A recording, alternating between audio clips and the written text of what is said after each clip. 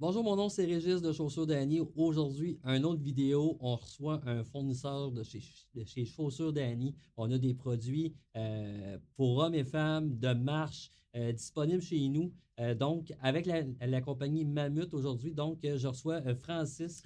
Bonjour Francis. Bonjour Régis, ça va bien? Oui, mais ça va super bien. Écoute, merci beaucoup d'être venu pour la vidéo. La vidéo sert aussi à renseigner au niveau des produits qu'on a chez nous. Puis la compagnie Mammut, ça fait une couple de saisons qu'on a chez Chaussures d'Annie. Puis aujourd'hui, on vous présente un peu, on fait un historique un peu de l'entreprise, c'est quoi, les caractéristiques des produits qu'on a chez Chaussures d'Annie.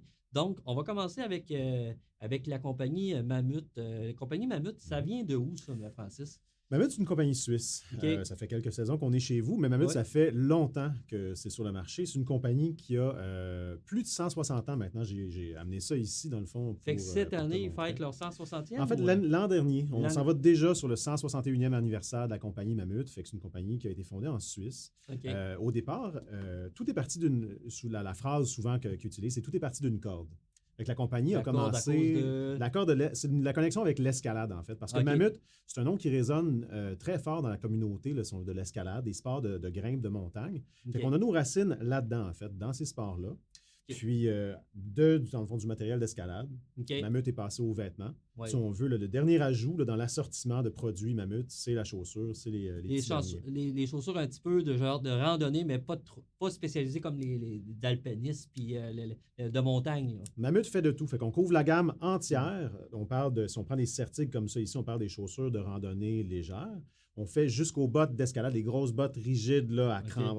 compatibles avec des crampons. Fait que OK. dans le fond, ce qui est intéressant, c'est que tout ce savoir-faire-là, en fait, se combine, se mélange. Ça nous permet d'offrir des produits là, vraiment là, testés là, dans des conditions Ça, très ardues parfois. Fait qu'on est sûr qu'on donne le meilleur produit possible aux ça veut dire consommateurs. que toutes les configurations possibles là, pour cette petite activité-là, un petit peu plus spécialisée, Oui. ben, c'est reflété sur les souliers qu'on pourrait aller à la randonnée en fin de compte. Fait que Oui. les technologies utilisées, ben, ils sont un peu euh,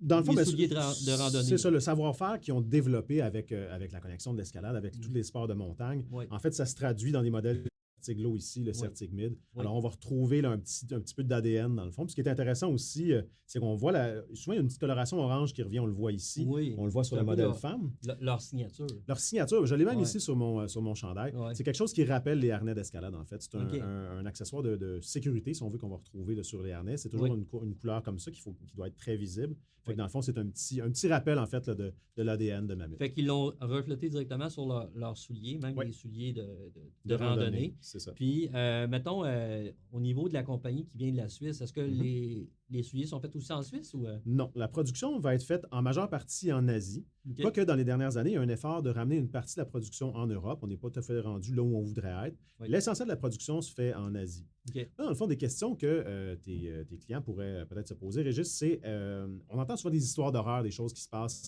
au niveau, des fois, environnemental, puis aussi au niveau du traitement des employés Mhm. dans les usines de production. Oui, Mammut a un grand souci, en fait, de bien traiter là, les employés sur tout le long de la chaîne, en fait, des gens qui les produisent, de A à Z, là. de A à Z, jusqu'aux Mhm. gens comme moi qui représentent la compagnie dans l'Est du Canada. Oui, Mais si on parle de Fairwear, je ne sais pas, les gens sont peut-être pas familiers avec ça. Des fois, Mhm. peut-être qu'on pourrait mettre des liens aussi, des gens qui sont curieux, qui veulent le voir. Mais Oui. Mammut, c'est une compagnie qui est certifiée Fairwear. Ça veut dire que vraiment, là, il y a un grand souci qui est apporté pour un traitement équitable, dans le fond, des employés hommes-femmes dans toutes les usines de production, en fait, du début là, de la production jusqu'à la fin. Puis, aussi comme revendeur, comme détaillant, c'est vraiment important de s'assurer que les produits qu'on vend chez nous, ben, les gens qui les ont fabriqués soient bien traités. Donc, Mammut fait aussi partie des compagnies qui s'assurent que les produits qu'on a chez nous, ben, respectent une équité, une éthique par rapport à tout ce qui se passe là, au niveau des productions puis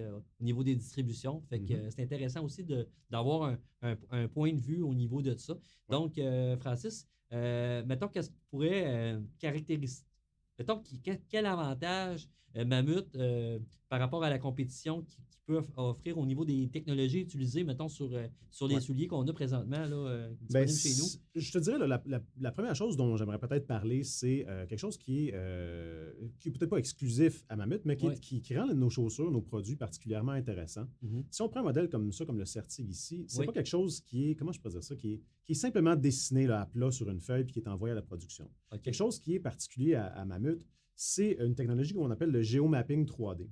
Fait que OK. eux, ils vont dessiner la chaussure, évidemment, mais ensuite, Oui. ils vont, à l'ordinateur, ils vont tester, en fait, la Avec chaussure. avec les mouvements là, du Avec pied? les mouvements, c'est ça, parce OK. qu'on parle dans le fond d'une chaussure qui est faite pour la randonnée, fait qu'on a des mouvements comme ça vers le haut quand on Oui. grimpe, on a des Oui. mouvements comme ça sur des plans inclinés quand on descend. Oui. Fait qu'on veut s'assurer que la chaussure performe de façon, Optimale. de façon optimale Oui. dans tous les types de situations comme ça. On veut éviter, dans le fond, les points de friction, les points chauds.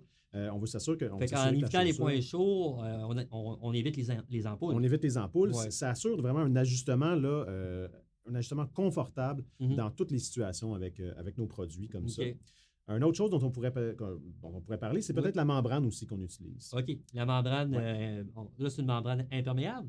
C'est une membrane imperméable respirante. OK. C'est un nom que tes clients, tes clientes Oui. vont connaître très bien. Ici, on parle du Gore-Tex. Oui. Dans ce cas-ci, c'est la membrane Gore-Tex Invisible Fit qu'on applique, là, si on veut, à l'intérieur de la chaussure. OK. Ce qui est intéressant avec ça, c'est que ce qu'on voit dans l'industrie beaucoup, c'est des membranes qu'on appelle des membranes statiques. OK? Il faut imaginer une sorte de bas ou un chausson qui est Oui. cousu à l'intérieur de la chaussure, Oui. OK? Mais qui ne peut pas prendre d'expansion aussi, qui ne bouge pas avec la chaussure. Fait que des fois, après une longue randonnée, si l'arche de notre pied va s'affaisser un petit peu, Oui. les orteils vont s'écarter, ça va prendre plus de volume. Oui. Une membrane conventionnelle offrira pas ce volume supplémentaire-là dans la chaussure. OK. Avec Gore-Tex Invisible Fit, vu que c'est laminé sur la surface extérieure puis c'est extensible un petit peu, Oui. ça permet d'accommoder justement un petit peu là, Il y a quand même une certaine flexibilité au niveau de la membrane. Fait que ça permet, mettons, même si on va marcher longtemps, Oui. puis notre pied n'est pas la même forme, ça te permet vraiment d'ajuster. Le soulier Ouais. s'ajuste avec la forme de notre pied. Exact. Il va se conformer, dans le fond, OK. avec la forme du pied. Une autre chose aussi qui est intéressante à mentionner, c'est que la membrane est laminée sur le tissu extérieur, ce qui OK. empêche la pénétration d'eau à l'intérieur de la chaussure entre la membrane Mhm. puis le revêtement extérieur. OK. Tu sais, au moment où on filme ce segment-ci, on est au mois de mars. Oui. La neige commence à fondre. On le sait, de la neige fondue, c'est de l'eau qui est très froide. Oui. Si j'allais prendre une marche avec la Certig Mid qui est ici, Oui. je mettais le pied dans une flaque d'eau, une membrane conventionnelle, il pourrait avoir de l'eau qui s'accumule entre la membrane puis le revêtement extérieur. Oui. Si on perd de l'eau à 4 degrés Celsius, je Oui. perds de la chaleur très vite, ça va être Oui. inconfortable. Ça empêche aussi ma transpiration de passer à travers, dans le fond de la chaussure, d'être évacuée.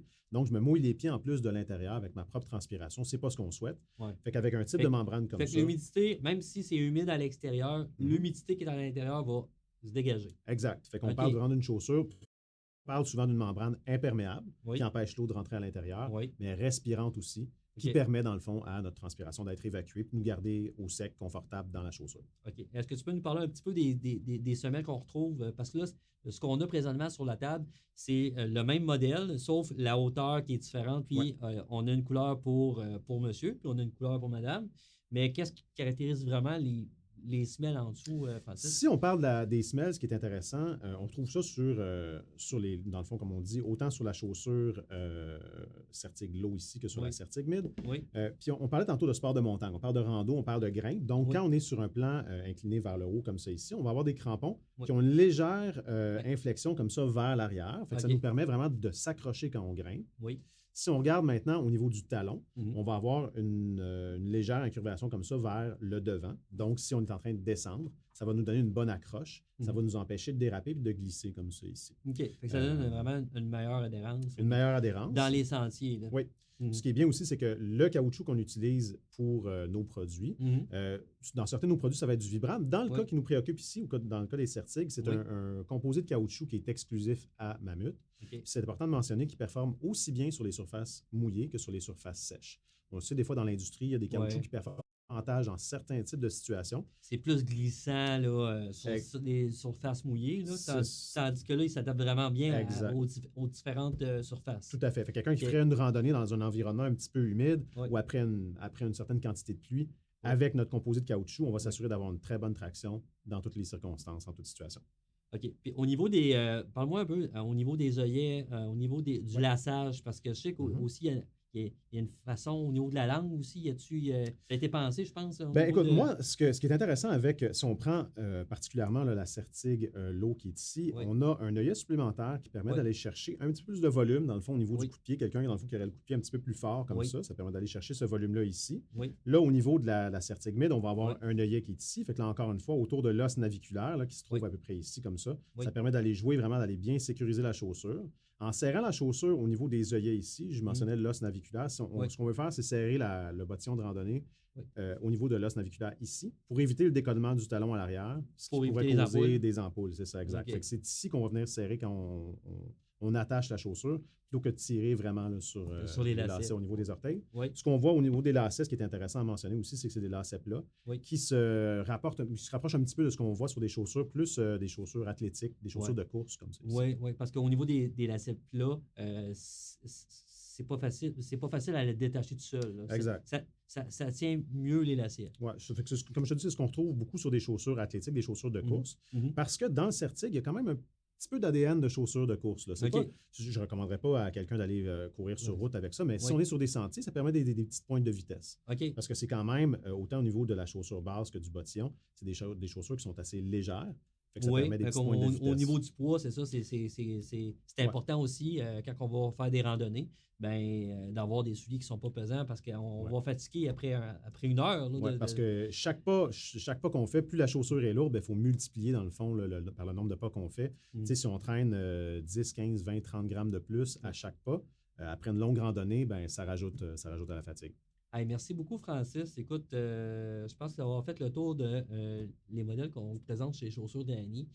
Si vous avez des questions supplémentaires, on peut répondre à vos questions. Vous pouvez nous envoyer un courriel à info@chaussurdany.com ou nous écrire en privé sur la page Facebook. Ça va nous faire plaisir de répondre à toutes vos questions. Vous pouvez venir les essayer aussi en boutique. Notre équipe va être en mesure vraiment de répondre puis de vous chausser pour vos prochaines randonnées, pour la prochaine saison qui s'en vient. Donc, merci beaucoup, Francis. Ben, merci beaucoup de Merci. l'invitation, Merci. Régis. À bientôt. Au plaisir de se voir dans les prochaines saisons pour faire d'autres vidéos ensemble. Donc, merci à vous et une bonne saison à vous tous.